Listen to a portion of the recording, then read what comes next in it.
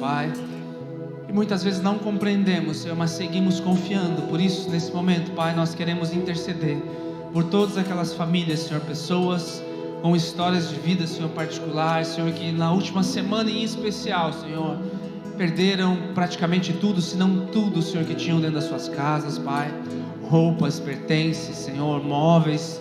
Pai, é tão difícil começar de novo muitas vezes, Senhor, e é muito mais difícil começar tudo de novo sozinho, Senhor. Por isso nós pedimos que no meio de todas essas manifestações que nós temos visto, Pai, que haja também a manifestação da Tua graça, Senhor, que haja a Tua benevolência, Senhor, que dentro da dificuldade, da tribulação de cada uma dessas pessoas, Pai, que o Teu nome seja glorificado, Senhor, colocando pessoas ao redor delas, Pai, que elas recebam, Senhor, não apenas a ajuda das pessoas, ó Pai, mas a ajuda do alto para reconstruir, ó Pai, olhar, revisar as prioridades da sua vida, Pai, e enxergar a Tua mão ao redor, ó Pai, naqueles que estão auxiliando no resgate, Pai, naqueles que estão, Senhor, auxiliando na coleta, Senhor, de roupas, de alimentos, ó Pai, que elas enxerguem a Tua mão na provisão, ó Pai, dessa retomada de vida novamente, Senhor. Estende a Tua mão de misericórdia, Pai, sobre aqueles que perderam até mesmo as suas casas, Senhor. Pai, que a esperança não fuja do coração deles, Pai, que a alegria, Pai, de viver não esteja dependente do ter ou não ter, ó Pai, mas que no meio disso tudo, que é um momento difícil, Pai, para muitas pessoas até é como se fosse um momento de luto por recomeçar, depois de tantos anos de trabalho, Senhor. Senhor, traz o Teu consolo, traz o Teu conforto, Pai, a Tua graça sobrenatural. Não tem palavras que nós possamos dizer, Pai, que possa reconfortar em um momento como esse. Por isso nós pedimos que a Tua presença esteja sobre essas pessoas, Senhor. Pai, que a Tua misericórdia alcance em todas as cidades atingidas aqui ao nosso redor, em Santa Catarina, Pai. Aqueles que também perderam pessoas, familiares, Senhor, lá no desmoronamento da serra, Pai, Senhor querido. Deus, traz o conforto, o consolo a essas famílias, Senhor. Que o Teu Espírito Santo, Senhor, esteja com cada familiar, Pai, com cada pessoa, Senhor, envolvida nesses lugares, Senhor. E que a Tua graça, Senhor, o Teu renovo, o Teu encorajamento também com aqueles que auxiliaram, Senhor, tantas pessoas que auxiliaram nesses resgates de vítimas, Senhor. Em nome de Jesus nós pedimos, Pai, que o Teu amor nos alcance, que o Teu consolo inunde o coração, onde as palavras já não confortam, Pai. Que o Teu Espírito Santo em todo o tempo seja percebido, Senhor, em nome de Jesus. Muito obrigado, Pai. Amém. Amém, querido. Você pode assentar. Em meio a tantas coisas aí que nós temos vivido e enfrentado, graças a Deus que nós vivemos aí em um país onde as pessoas, apesar de não terem, a maior parte delas, né, uma condição às vezes financeira tão boa, elas têm um coração muito generoso. Então muitas levantamentos de recursos já foram feitos em diversas áreas, em especial nessa das enchentes. Então eu entrei em contato com várias pessoas nessa parte aí básica de alimentação e atendimento imediato. Elas já estão sendo supridas muito. Então a nossa igreja ela vai se concentrar em outras áreas periféricas, que às vezes não tem tanto recurso. Então nessa semana nós estaremos levantando. Então se você tiver interesse e movido o coração em participar desse processo, nessas áreas que eu vou te falar. Nas outras o pessoal tem atingido, tem chegado, glória a Deus, as pessoas têm recebido. Mas o que tem tido falta mais? Água, tá? Desde aquela de 500 ml até a água de litro. Então se você quiser concentrar, você que ainda não doou, que ainda não fez parte, quiser concentrar os seus recursos nisso, água, produtos de limpeza, tá? Porque muitas casas praticamente perderam tudo, e produtos de higiene pessoal. Alimentos o pessoal já tem arrecadado bastante, mas aquele especial para as crianças, né? Biscoito, bolacha, esses itens assim que atendem mais as crianças. Então se você quiser concentrar nisso, nós estaremos arrecadando aqui também. Então água, produtos de limpeza, produtos de higiene pessoal, alimentação de crianças, né? Bolacha, biscoito, derivados disso tudo. E principalmente um item aí que é deixar de lado nesses momentos, né? Que é roupa íntima. Evidentemente você não vai trazer roupa usada, né? Se você quiser concentrar, compre nova, de todos os tamanhos, de todos os lugares, para nós atendermos essas pessoas. E aí há uma segunda iniciativa que nós vamos ter, não agora, porque entre alguns irmãos daqui, que são lá de João Batista e tudo mais, as áreas mais afetadas, né, que realmente perderam tudo, querido. Nós vamos fazer uma frente, nos mobilizarmos para nós ajudarmos essas pessoas a recompor os móveis eletrodomésticos deles. Então nós vamos fazer um levantamento, uma oferta em dinheiro que vai ser direcionada especificamente para isso. Não hoje, porque conversando com algumas delas que estão lá, que perderam tudo, eu falava: pastor, eu nem sei ainda o quanto eu perdi, porque algumas delas, além de ser resgatadas dos seus lugares, quando chegaram lá nos abrigos, elas voltaram para ajudar outras pessoas a serem resgatadas desse momento. Roger, liga a luz para mim aqui só. Para ser resgatado desses momentos, então nem foram para suas próprias casas para ver o que tinha acontecido. Mas eu imagino, né, que quem foi resgatado, quem precisou ser resgatado, é porque a sua casa, tudo que tinha dentro praticamente perdeu, né, querido? Então nas próximas semanas nós vamos ter essa iniciativa, então já se coloque diante do Senhor, né, para quando nós fizermos esse levantamento, ele vai 100% desses recursos para lá, nós vamos fazer algo bem organizadinho, para que, nós, evidentemente, não vamos mobiliar a casa de todo mundo, né, quem dera, mas pelo menos assim o básico das pessoas, geladeira, fogão, essas coisas assim, nós queremos entrar. A igreja vai entrar com seus recursos próprios, evidentemente, mas o volume é muito grande. Então vamos atender primeiro os da família da fé, como a palavra nos adianta, né?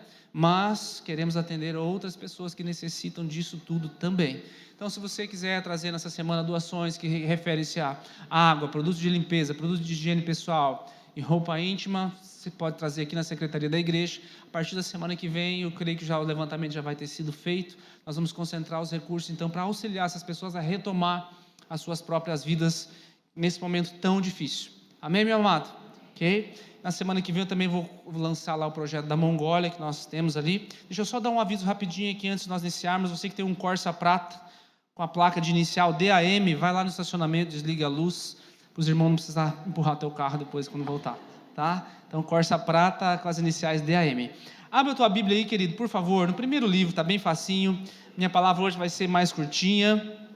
Nós temos aí os nossos batizandos. Gênesis, capítulo 6.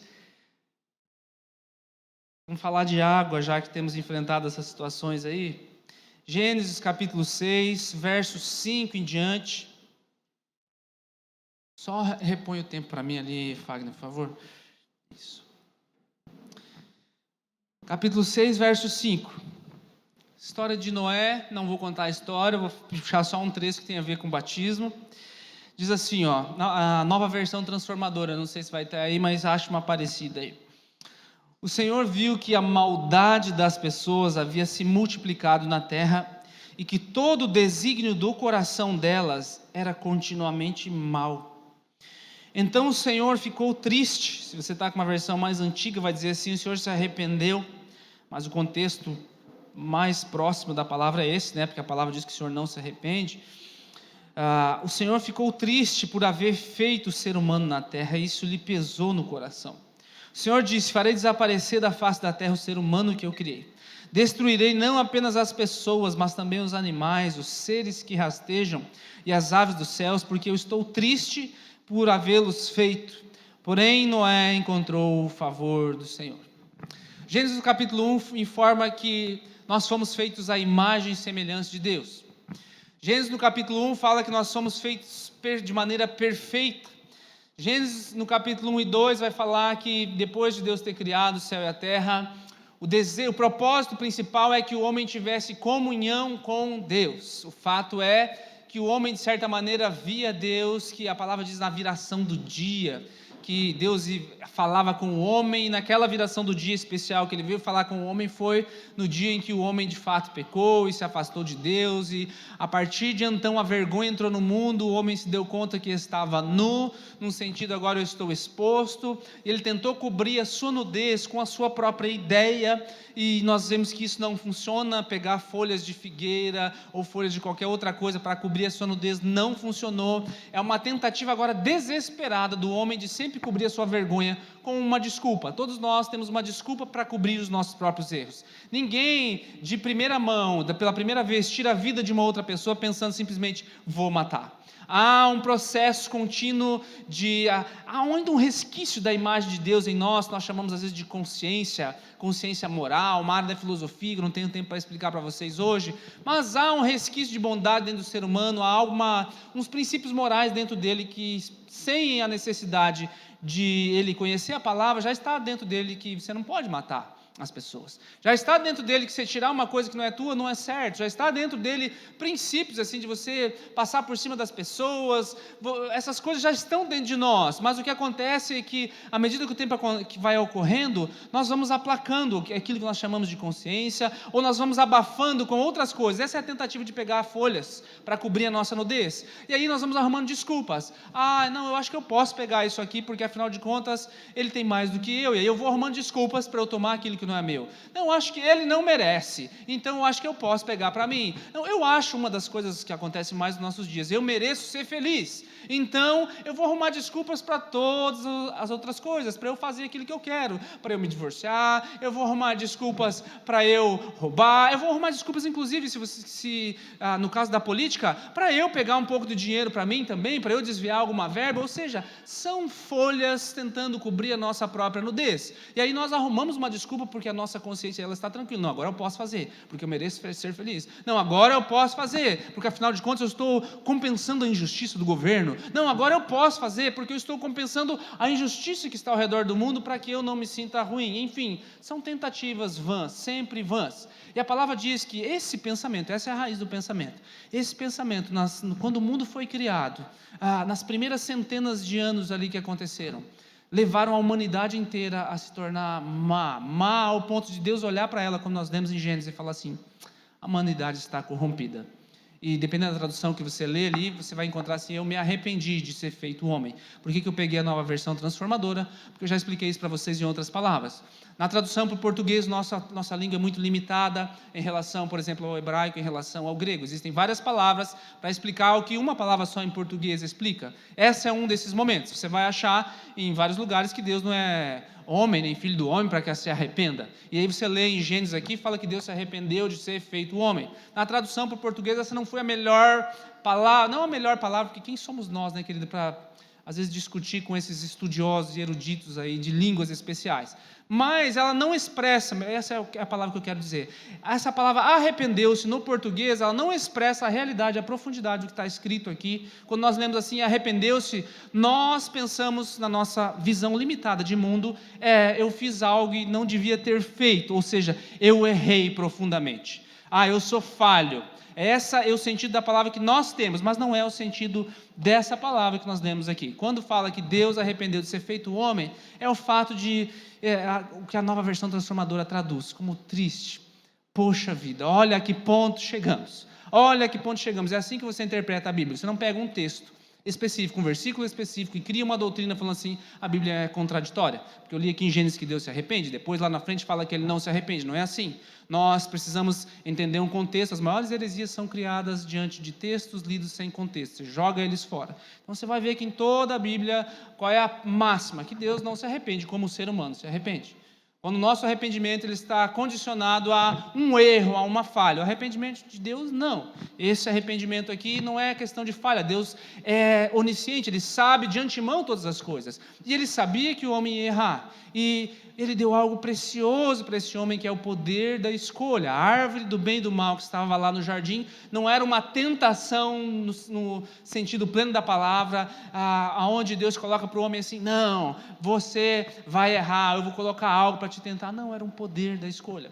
E o homem escolhe, principalmente a partir de então, nessa tentativa de colocar folhas para cobrir a sua nudez, várias coisas erradas, ao ponto de a humanidade inteira estar corrompida.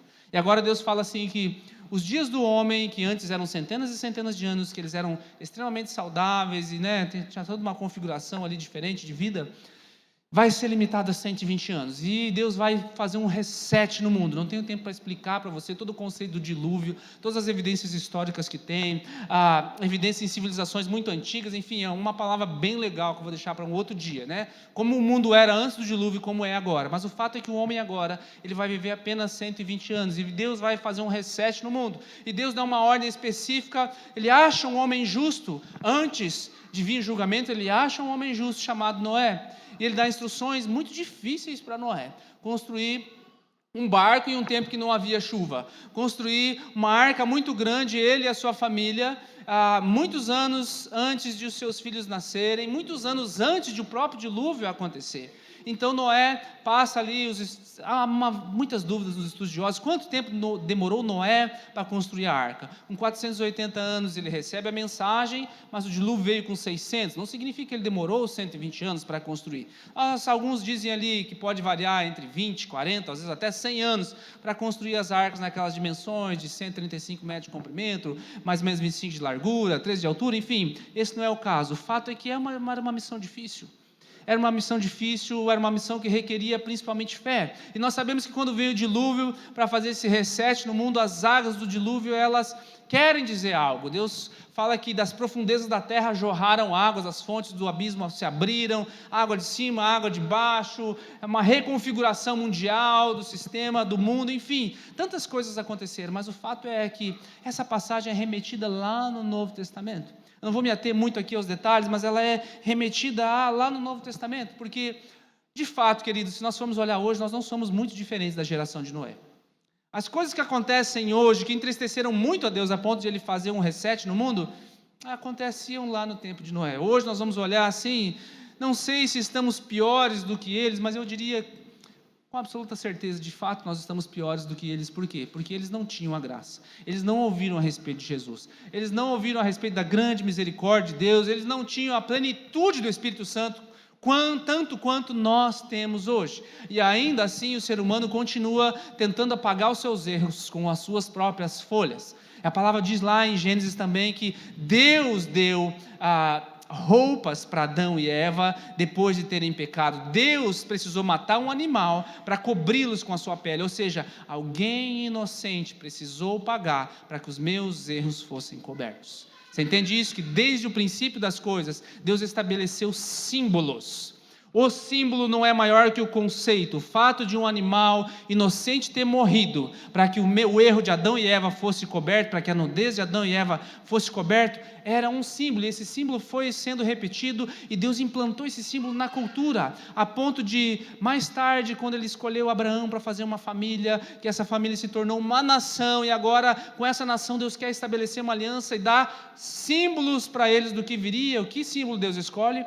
O mesmo. Olha, você vai separar o cordeiro sem mancha, sem defeito, e esse animal, quando você vier uma vez por ano para redimir o seu pecado, você, pecador, coloca a mão na cabeça desse animal, e você, pecador, tem que enfiar a faca na garganta dele, conforme as instruções do sacerdote. Depois o sacerdote pega dali por diante, mas você está ali presenciando, junto da sua família, essa cena sanguinolenta, essa cena cruel, com um animal inocente, simbolizando os teus pecados estão sobre ele. Ele não merece, ele não tem nada a ver, mas os teus erros estão aqui. É um símbolo. A questão é que esse símbolo se tornou um outro símbolo quando Jesus vem. E por isso que Jesus vai falar o sangue da nova aliança. Por isso que João Batista vai olhar para Jesus e vai falar para os seus próprios discípulos: olha, estão vendo ali?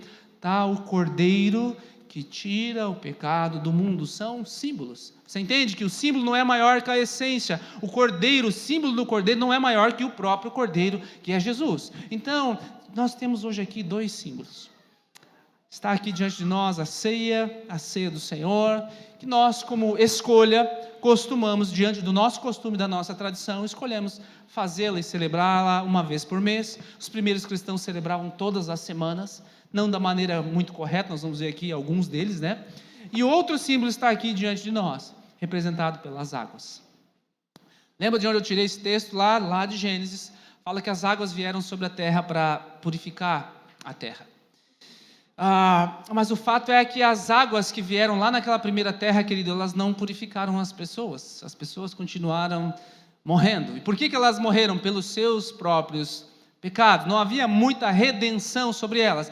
Mas a pergunta que você deveria fazer já a essa altura do campeonato é: o que salvou Noé?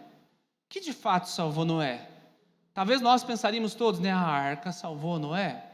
Mas se você olhar lá no Novo Testamento, em Hebreus capítulo 11, chamado capítulo da fé, você vai ler lá que o que salvou Noé foi a fé que ele tinha em Deus. Se você quiser abrir comigo lá em Hebreus capítulo 11, verso 7, ou pode acompanhar na tela, vai estar escrito assim, eu até sublinhei: pela fé, Noé construiu uma grande embarcação para salvar a sua família do dilúvio. O que é que salvou Noé?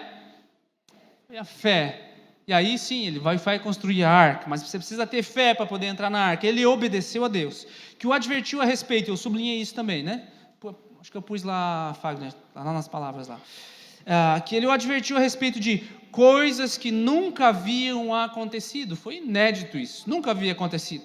Pela fé, condenou o resto do mundo e recebeu a justiça que vem por meio da fé. Quem é que sobreviveu às águas do dilúvio? Somente aqueles que tinham fé. Somente aqueles que entraram na arca. E a arca elevou eles acima de onde? Acima daquelas águas furiosas que choveram durante 40 dias, 40 noites. E da mesma maneira, o que é que salva vocês aqui agora, me dirigindo especificamente para vocês, batizandos? Não é a água que está aqui. Quando vocês entrarem aqui, isso é um símbolo poderosíssimo a respeito daquilo que Jesus fez. Mas o que traz a salvação para vocês não é simplesmente a água, porque senão nós creríamos que qualquer um que fosse batizado em qualquer momento, em qualquer lugar, com qualquer condição de pensamento, estaria sendo salvo. Nós entendemos que para você ser batizado, precisa ter acontecido algo já dentro do seu interior.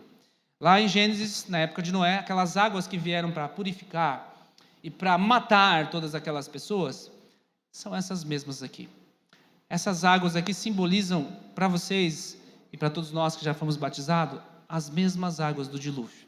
As águas do dilúvio vieram para matar aquelas pessoas que haviam vivido uma vida inteira debaixo de iniquidade e não quiseram ouvir a mensagem que Noé tinha para ouvir. Essas águas representam as mesmas coisas. Elas estão aqui simbolicamente para matar o velho eu de vocês. Nós cremos que debaixo do batismo da imersão, que é quando você submerge na água, é isso que nós queremos dizer.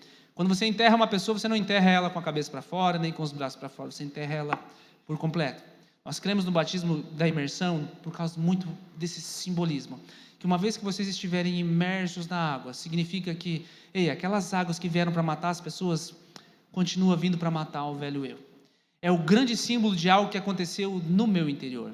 Por isso que nós não cremos em um batismo simplesmente, eu vou lá e vou me batizar, ou vou lá me batizar porque a minha família quer, ou porque a religião assim me foi imposta. Nós cremos em um batismo de fé, de crença, de que precisa haver algo movido no meu interior, que é aquilo que Jesus já fez por mim agora publicamente, assim como Jesus eu decido confessar diante de todas as pessoas, de que eu vivo uma nova vida. De que a todos os meus pecados, eu creio, entende que eu creio, não é quando eu descer os meus pecados estão lá embaixo. Eu creio que os meus pecados já foram depositados sobre Jesus lá na cruz do madeiro.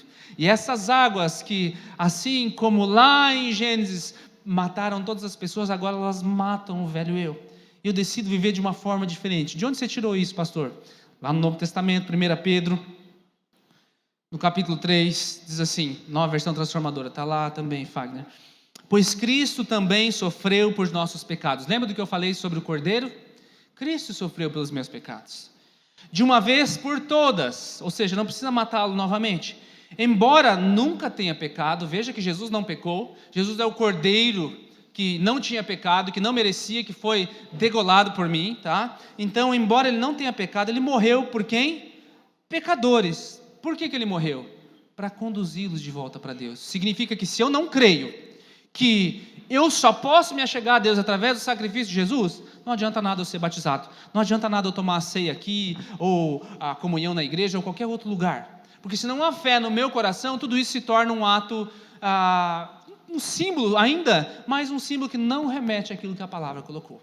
Quando nós olhamos para esses dois símbolos, implicitamente, querido, e obrigatoriamente, precisa haver fé no nosso coração e consciência do que está acontecendo aqui, porque do contrário isso aqui é suco, do contrário isso aqui é trigo, do contrário isso aqui é uma água qualquer, é um banho de piscina qualquer, que qualquer outra pessoa pode tomar em qualquer outro lugar. Agora, quando nós colocamos a nossa fé nisso, nós entendemos o que esse símbolo significa, agora o restante do texto faz muito mais sentido para nós. Continuando aqui. Sofreu morte física, mas foi ressuscitado pelo Espírito. O batismo traz esse símbolo de volta. Quando vocês submergirem sobre as águas, é a morte espiritual que nós estamos vendo aqui, porque Jesus pagou pela morte física. Senão todos nós teríamos que pagar pela morte física também. Jesus pagou pela morte física, então nós simbolicamente agora morremos lá junto com Ele. E Jesus ressuscitou fisicamente, nós cremos nisso, isso é a premissa maior do cristianismo. E quando vocês saem das águas, essa é a ideia de que vocês morreram, mas agora vocês ressuscitam aonde? Com Cristo. A vida que vocês devem viver agora por diante, uma vez ressurgido das águas do batismo, significa que publicamente eu reconheci que eu creio que o sacrifício de Jesus valeu por mim. E agora, quando eu saio das águas, significa que a vida que eu quero viver agora não é mais a vida tentando cobrir os meus erros com folhas de figueira. A vida que eu quero viver agora não é mais uma vida filosoficamente, eu mereço ser feliz e por causa disso eu posso fazer qualquer coisa. Não, a vida que agora eu vivo é segundo aquilo que a palavra de Deus me diz. Eu não condiciono o meu sentimento ou o meu desejo com a palavra de Deus. É a palavra de Deus que deve condicionar o meu sentimento e o meu desejo. Você entende? Que muda, querido? Nós estamos vivendo em um mundo pós-verdade. Que mundo pós-verdade é esse? Que você mostra a verdade para as pessoas e elas dizem assim, não quero essa verdade, eu quero continuar vivendo assim. Mas você mostra, é claro sobre isso. Não, mas eu quero continuar vivendo assim, eu quero achar um jeito para eu viver do jeito que eu quero viver. Politicamente você já deve ter tido essa experiência, né? Você conversa, argumenta com a pessoa, explica e ainda assim ela não entende. Ela entendeu às vezes que aquilo está errado, mas ela, não, eu quero esse aqui que está errado mesmo. Isso é um mundo pós-verdade. Sabe, e nós estamos talvez culturalmente entrando no Brasil, algo que já tem acontecido na Europa, em um mundo pós-cristão. Queremos, oramos e vamos batalhar para que isso não se propague muito. O que é o mundo pós-cristão? Que você mostra a verdade para as pessoas, que você clama, que você coloca tudo diante dela e explica que é pela fé, que não é por obras, que é tudo mais, mas ainda assim ela vai escolher. Por quê? Tem algo específico na Bíblia aqui também sobre isso. Isso é uma geração que vai acontecer. Mas no caso de vocês, queridos, submergir diante das águas do batismo, não é essa filosofia que eu quero. Essa filosofia do mundo aí pode acontecer, pode correr, é a geração dos últimos tempos, é assim mesmo, mas não é a minha novidade de vida. Por fim, terminando o texto aqui, o verso 19 fala que por meio do qual pregou espíritos em prisão, já falei sobre isso em outra palavra, aqueles que por muito tempo atrás desobedeceram a Deus quando Ele esperou pacientemente, olha lá, enquanto Noé construía a sua embarcação. Apenas 8 pessoas foram salvas por meio das águas do dilúvio. Isso é Novo Testamento, tá? Não é Gênesis. E aquela água simboliza o batismo que agora o salva. E quando você lê isso, você pode cair na armadilha de achar que Pedro está dizendo que as águas do batismo salva.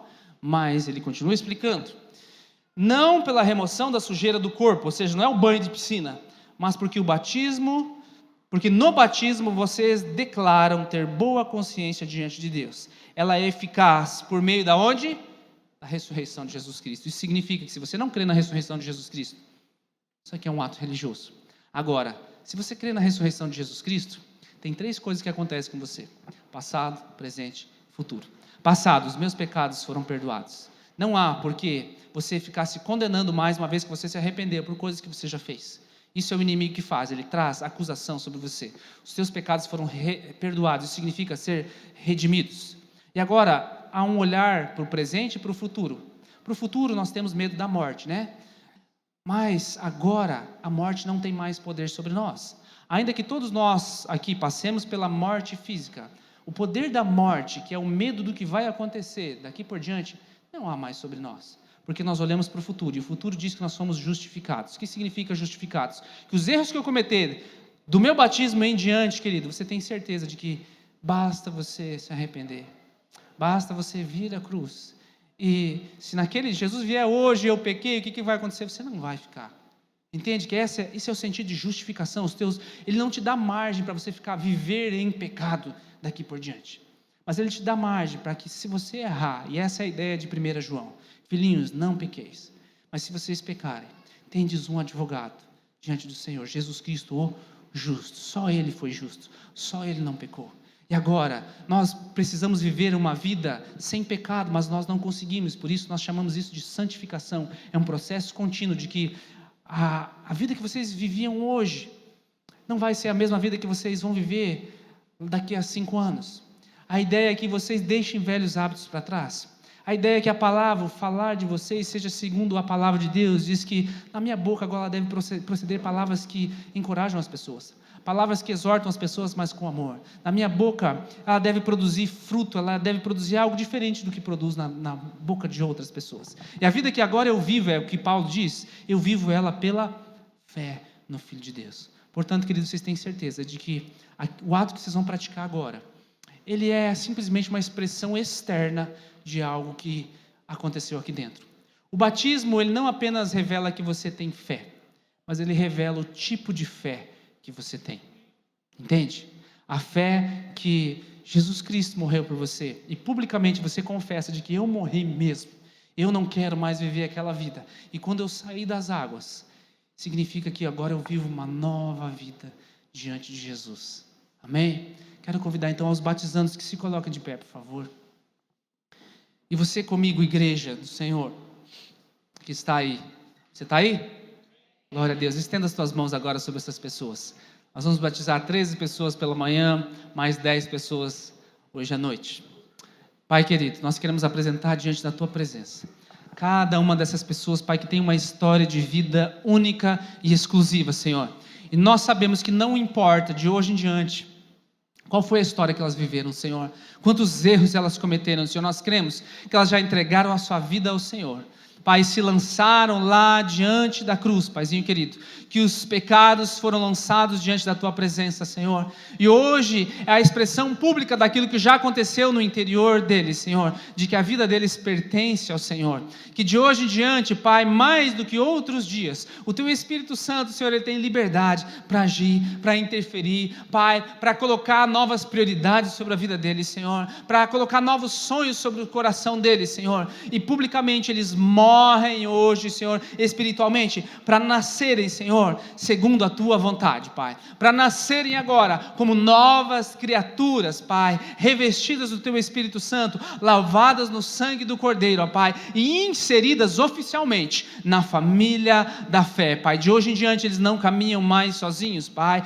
De hoje em diante, Senhor, eles publicamente agora declaram que fazem parte da tua família, foram adotados, uma vez órfãos, foram adotados para a família de Deus, e agora, Senhor Jesus, mais do que em qualquer outra época da vida deles, Senhor, tu caminhas com eles de uma maneira intensa, Pai. Tu escreves, Senhor, o nome deles no livro da vida, Paizinho querido, como no dia em que eles receberam ao Senhor como único e suficiente Salvador, Pai. Hoje publicamente eles confessam que o nome deles já foi escrito. Hoje publicamente eles confessam que o sangue de Jesus já os lavou. Hoje publicamente eles confessam algo que já aconteceu lá no interior deles, Pai. Assim como está escrito na camiseta, Senhor, eles nasceram de novo, Pai, não para viver debaixo das velhas práticas, mas agora para viver uma novidade de vida. E nós como igreja, Pai, abençoamos esse ato. Nós como igreja testemunhamos esse ato, e nós como igreja do Senhor, nós celebramos cada vida hoje rendida